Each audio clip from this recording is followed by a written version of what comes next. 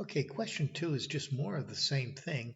I'm starting off with these red lines. I can't, it's not so easy for me in this slideshow to pass these through. I'd like to pass the red line through everywhere so you could look at every place.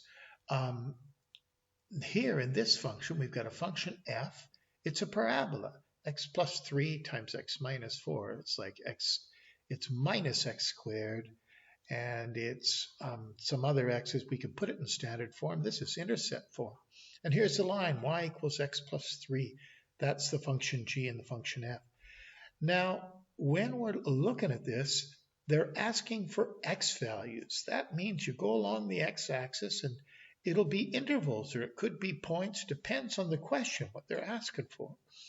Well, let's look at, if we stopped right here, what would we have here? We'd have a situation where the line is above x.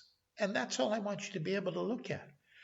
And a little later on, we're going to look at, hey, they're both negative. If we multiply them together, they'd be a positive number. That's something to think about too. But anyways, that's above that one, right there at that x value. In fact, anywhere to the left here.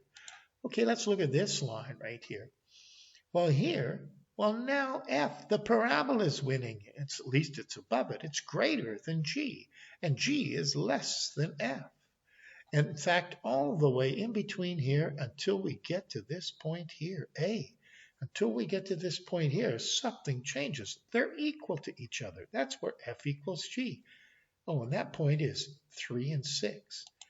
Oh, but something happens. Now g is winning. Look, anywhere on this side, g is greater than f. The line is above the parabola. And now we're able to answer the questions pretty easy. What? The question is, where is f greater than g? Well, in between this x value right here, and that's at b, in between minus 3 and the value x value at a, which is 3. So that's why the answer is in between 3 and minus 3, but not equal to it. That's where f is greater than g. Where do they equal g? Oh, right at minus 3 and 3. They equal each other. Where do they cross each other? So that's the answer to that one.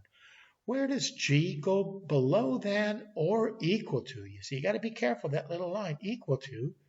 Well, it's that same interval, but we may as this one, because look, g's below the place where f is bigger, but equal to, we got to be careful. Put a line, x is less than or equal to 3, and it's greater than or equal to minus 3, in between 3 and minus 3. Last question. These is two different sets. Where does g go above? Anywhere to the left of here, or equal to it, or anywhere to the right of this value 3 here. And that's how we have to write it. X is less than or equal to minus 3, or x is greater than or equal to 3. That's when the line goes above the parabola. That's when the snow would hit it first, wouldn't hit here, or the rain would hit it first here. That's right, anywhere on this side. That's your answer. Okay.